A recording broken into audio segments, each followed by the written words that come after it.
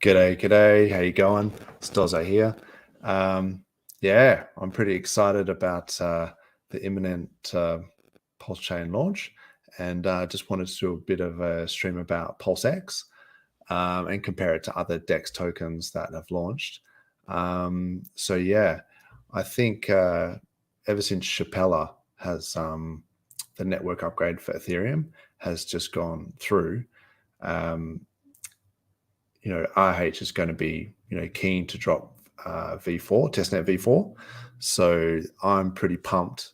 I think that that's going to be sort of imminent as well. And hopefully we'll see some price action as well as a result. So yeah, let's see if I can have a look. Oh, good audio. That's awesome. Thanks, Class.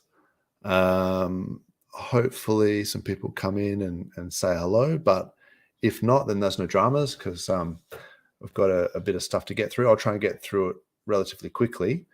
So first of all, I nearly always like to just talk about some cool stuff that I find, during the week. This one I thought was one of the cooler things. So, as you may be aware, with all the different Maximus DAO tokens, it's sort of hard to kind of keep track of which ones are in premium and which ones are in discount. Mango Junkie, oi oi, let's go, my man. He's always been very supportive, so thanks for that. So yeah, I found this site really cool because it had like all of the Maximus tokens in one place, and you could just see on here their price relative to Hex. So say, for example, like Maximus here is 1.122. So a lot of people kind of got this a bit confused. And I know Tangent used to get in all sorts of like online Twitter beefs with people disputing like the definition of like the premium, which I thought was hilarious because he had to do it so many times. And each time it just got funnier and funnier. But basically people would kind of go, because he would always say that, and Goldkey as well would say that the treasury price of the hex, how much is accrued in that stake, you have, that's the intrinsic value of these tokens. So the price of the token is not really representative of its intrinsic value. So just because the price might be higher or lower than the price of hex, it's actually about like what its intrinsic value, like it's with its taking into account the accrued treasury hex in the stake, and then that the differential between like that and the price of hex, like that's the premium or the discount. So a lot of people, would say, oh, but Tangent, it's like 1.1 times, so it's not in discount. But if you click on the icons here, it's actually a 20% discount. So and props to Gold Key as well, because I was trying to find somewhere that had all of this data, and I looked on the go.perpetuals.maximus.cash or what all that stuff, and I couldn't find it all in one place. But this portfolio site is awesome. Like you can just click on it, and it tells you exactly how much the treasury value is. It's got 70, like Desi, for example, 72,000 T shares. Maxi has 42,000 T shares. It tells you the end date of the stakes, how many days remaining, its APY, all of this sort of stuff. And so, and importantly, the discount. So, because one of the things I was thinking of is with the base stake ending in October. I mean, it's only at a 4% discount. So, but that's something to keep an eye on, is when those stakes are ending. Yeah, and you can do that with all of them. But I'll put the links, as always, in the description. So yeah, that's pretty cool. Another thing, I guess, is leading into this leading into the fork, there's going to be a lot of people pulling their liquidity because they know that, for the ETH pair pools or wrapped ETH pair pools are going to get drained by the AMM fixed spot. So with that decrease in liquidity, you get more volatility. So we have to just keep in mind that there's going to be a bit of price fluctuations and volatility leading into the fork as these liquidity pools, people start pulling their liquidity, and then so hence the volatility goes up.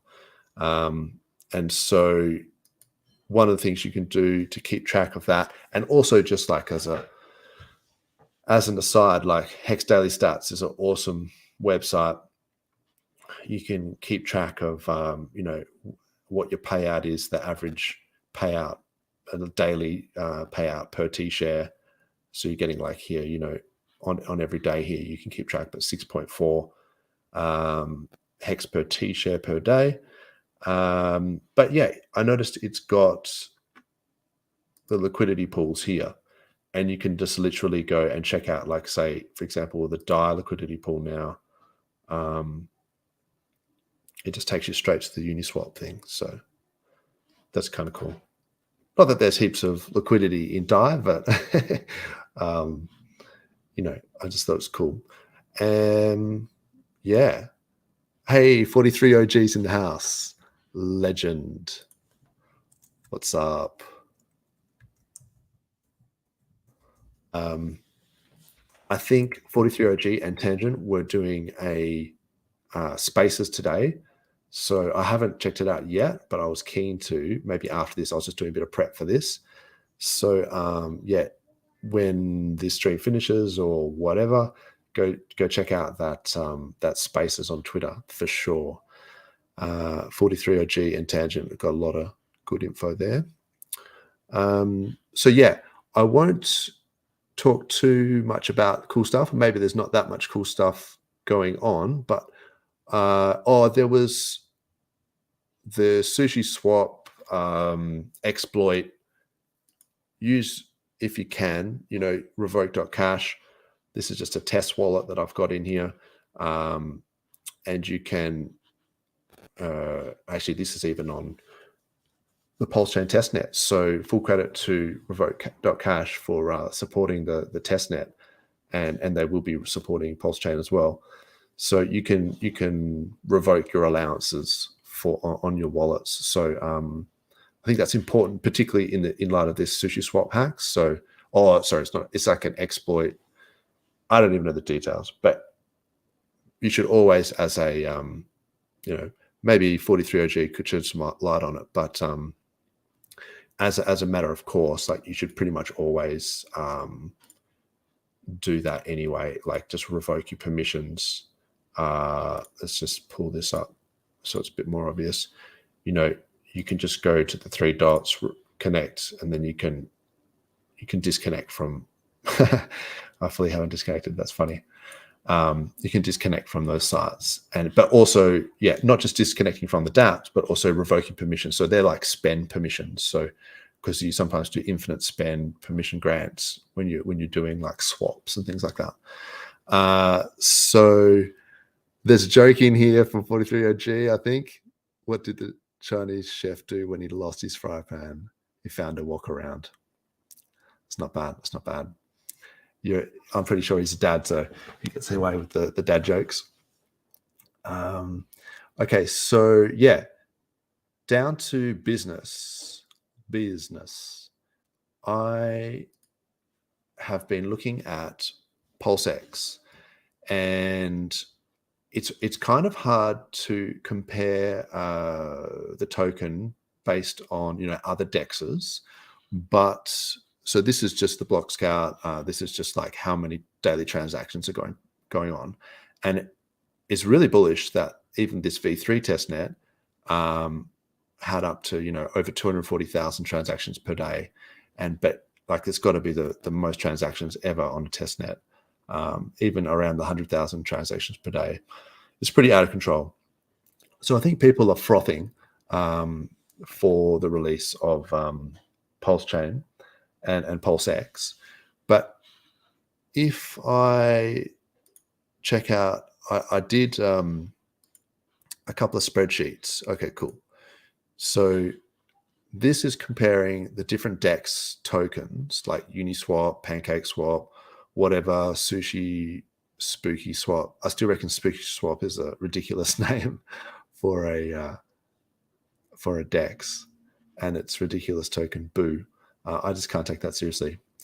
But anyway, if you have a look, it's actually really hard. So I did this previously where I looked at the native coins, like the layer one native coins, and I compared them all, whatever, Matic, BNB, Ether, and I compared their day one close price and like their ICO price, and it's on a previous stream if you want to check it out. In fact, I did a graphic. Here it is. I prettied it up. So this was the graphic that I did for, because I took the Excel spreadsheet and I just turned it. So this was the layer one native coin comparisons, and it was extremely bullish. when I did the analysis, I was like, these numbers are just crazy. And it's not to say that it's always going to work out this way or whatever. It just gives you an indication of what some of these layer one native coins can do. But the thing is that these nearly all had ICOs, and it was pretty well sort of documented. So when I went to do the same thing for the DEXs, I found not most of the DEXs didn't actually have ICOs. So you couldn't really compare that. The interrupting cow, that's classic. You couldn't really compare. So I'm reading the comments. Couldn't really compare the ICO price to all-time high when it comes to DEXs. So you pretty much just have to look at like all-time low to all-time high and things like that. Or day one to all-time high.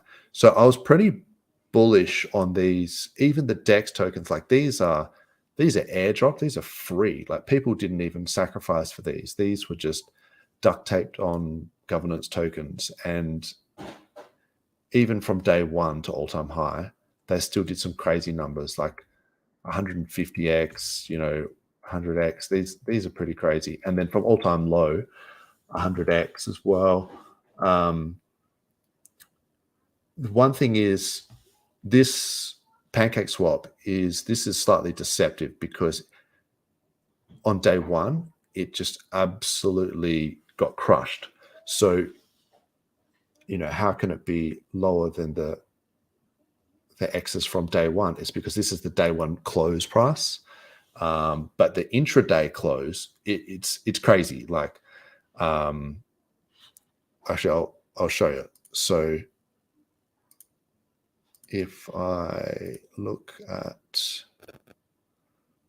I think this one here, there it is there. So this was cake. This is PancakeSwap on day one.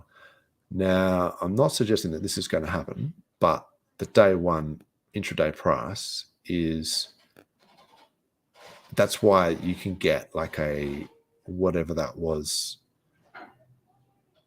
20,000x or something from all-time low to, these are lettuce hands for sure. Oh, no, you're talking about something else. But yeah, these are full lettuce hands. People just, but it got bought all the way up. And that's why, it's different in terms of the price between, the all-time high versus just the, whatever it was, the weekly. Let's go back to that. Yeah, so I might pretty this up again, like similar, put it with the other graphic I did for the layer one native coins, but this would just be, like DEX tokens or whatever.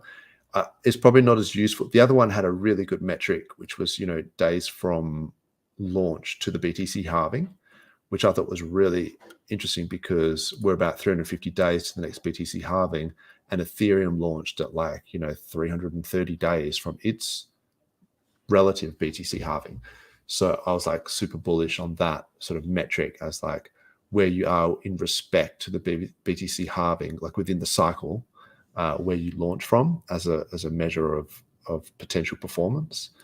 So this one, I think the cool thing about this is just more that, from all-time low, and depending on whether you DCA in and things like that, especially if you're DCAing in day one, and it does crash, you can still get some ridiculous 100x's and things like that.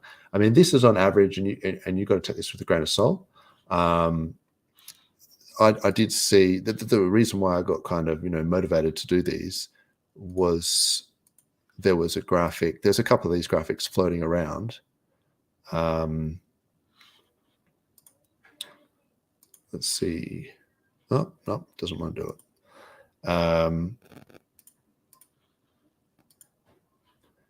Yeah, okay. My computer is not going to let me do it.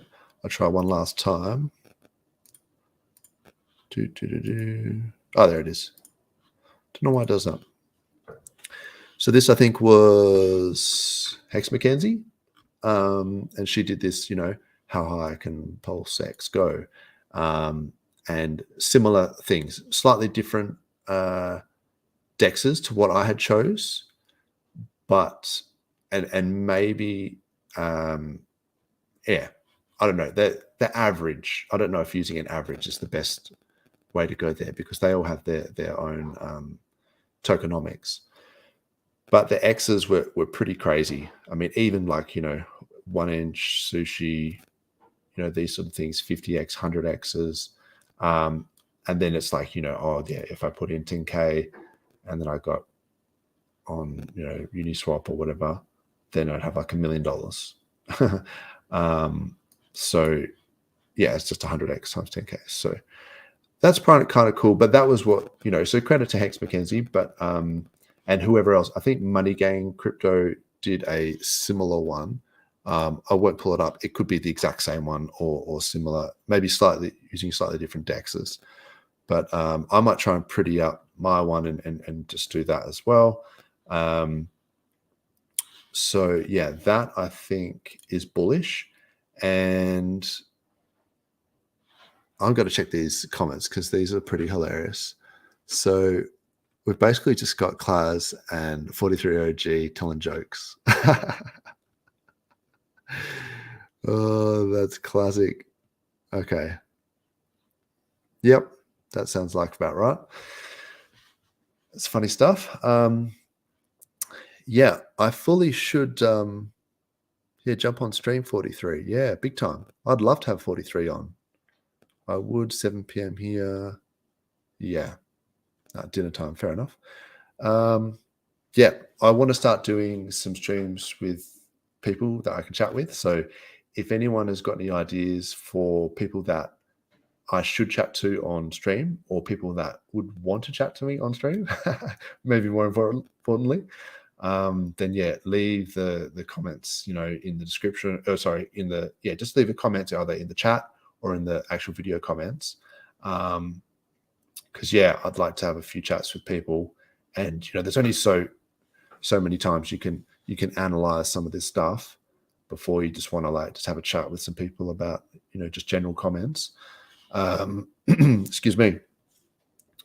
If anyone's got anything else that they want me to chat about in streams later on, anything in particular, I don't know, bonded liquidity or whatever, I can attempt to try and investigate it.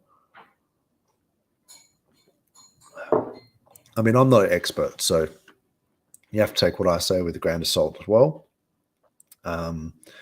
But yeah, I have been doing this at least since 2017. One of the things I wanted to chat about, which, if I can load this up, that's not going to work.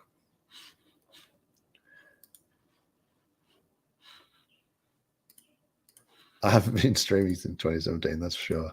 Don't even know what I'm doing. Yeah, so one of the things I wanted to chat about is the buy and burn as well. So I've compared the DEXs, and I want to talk about what makes, PulseX potentially different, apart from just being an RH product, which, his last only token has done over 10,000x. So that's just bullish on itself. But if you wanted to make, a case as to why PulseX might be different, it's not just going to be airdropped to everyone for free, but it's also got this buy and burn feature, I think, which is absolutely crucial. So you can literally just go on the test net. Oh no, my screen has done something weird. Oh no, wrecked internet. Anyway, I'll just push through. So yeah, you can go to the PulseX on the V3 testnet. They've got the buy and burn, and you can literally choose which LPs to burn, and it will burn the PulseX that's sort of accrued that can be potentially burned. So this is like a public callable function, which is, I think it's like 21% of 0.29% of the fees. Ash is in the house. G'day, legend. So yeah, and people can just manually just burn this. So I did a bit of a calculation on, let's see, how much burn we're talking about. And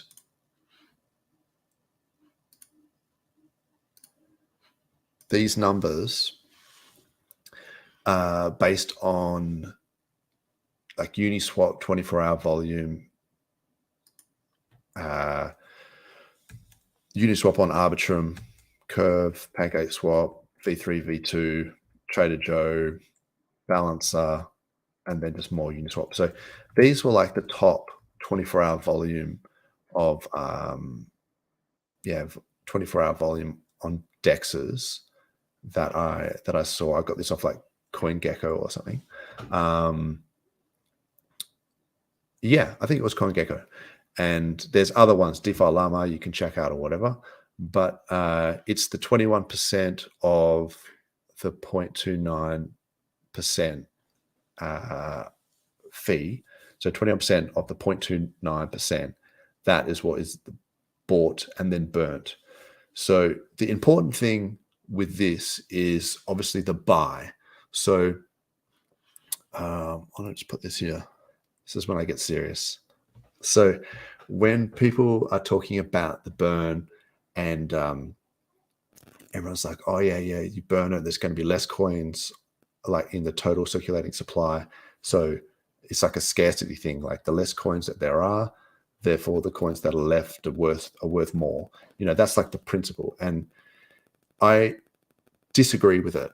I've seen a lot of burn mechanics put into, and one of them was back in 2017, which was with BNB, Binance Smart Chain, when they had these burns, and it was like, on this date we're going to burn this many tokens, and everyone got all excited, and they would burn it, and the price would go down.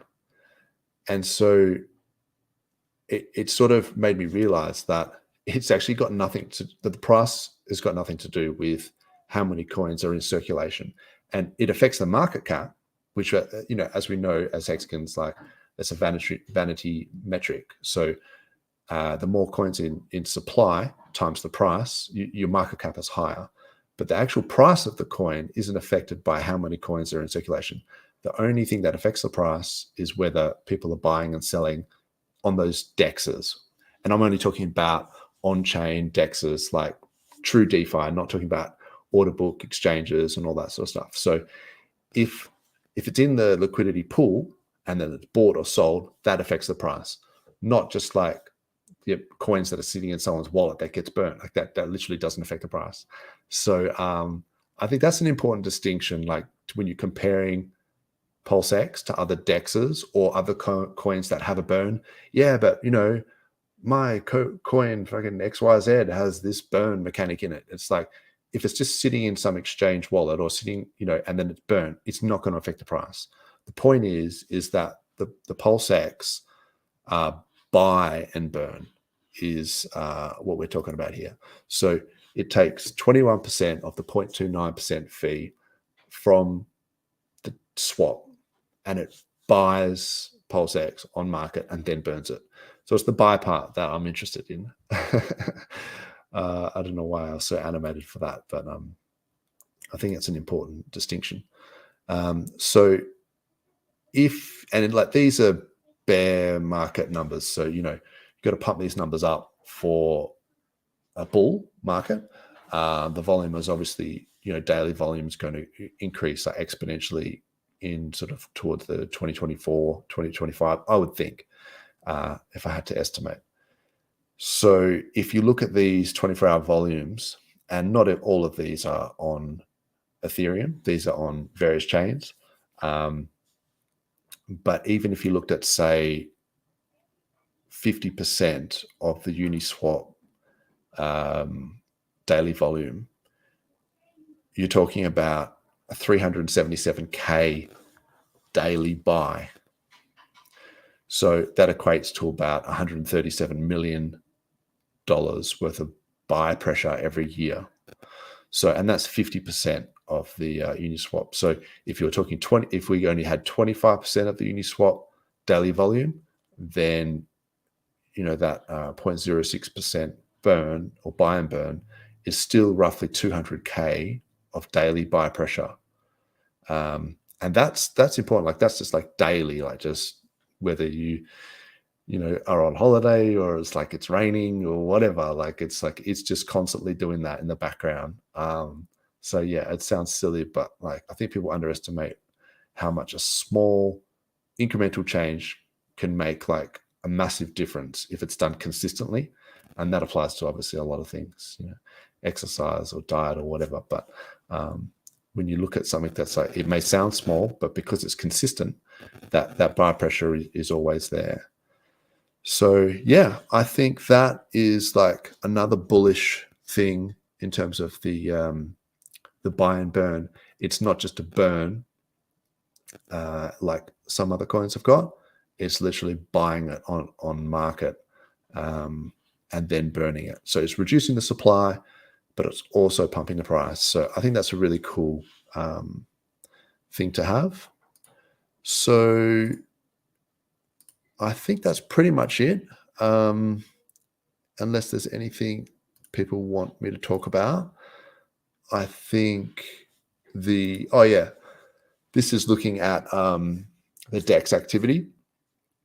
So Uniswap v2 is surprisingly has got the most activity over Uniswap v3. I didn't realize that. Kyber has been around a long time, and even then, none of these guys have got anything on Uniswap really. So PulseX is a fork of Uniswap v2, which is symmetric liquidity. So you have to have equal amounts on both sides of the pair. So Richard Hart has chosen that purposefully because obviously the Uni v3 code is open source now. The license has expired, and people have forked it already. Like Sushi Swap have got their own v3 out, and I think PancakeSwap have. But RH is choosing to do a fork of Uni v2. So he obviously sees some fundamentals in that. So I would defer to his judgment on that, as to he thinks it's going to pump more. And yeah, I just think with the amount of transactions we're getting on the DEXs, overall, it's going to be very interesting to see, how many people want to go on and provide liquidity, do the farming stuff, So, I mean, I've talked about this in previous streams, so I'm not going to go through it again. But yeah, you can obviously provide liquidity for tokens, PLSX, PLS. You can stake those LP tokens in a farm and farm ink. So, and you can harvest that ink as you go, and then you can reinvest it into more PLSX or whatever, and then provide more and add to your liquidity. So you can compound that. Like there's strategies there for compounding, like taking, harvesting some of that ink that's earned from the farms, and then adding to your liquidity position, or providing more liquidity on different pairs or whatever. There's also other potential fundamentals for the incentive token. So we haven't heard much about this just yet. Still waiting to hear out from RH what exactly is going on. But if you look at the contract, there does seem to be a burn function in there as well. So that could be interesting. All right. I think that's pretty much it. RH wallet. Yeah. That'd be cool. Better than some of the other, MetaMask wallets, whatever, especially because MetaMask tends to use Infura endpoints, nodes, and they log all your IPs and stuff anyway. So it's, unless you create your own, which I have talked about in a previous video as well. But yeah, hopefully RH wallet will be bullish. Don't think there's any other comments. Cool. All right. Enjoy your weekend, everyone. Thanks very much. And I'll see you next time. Cheers.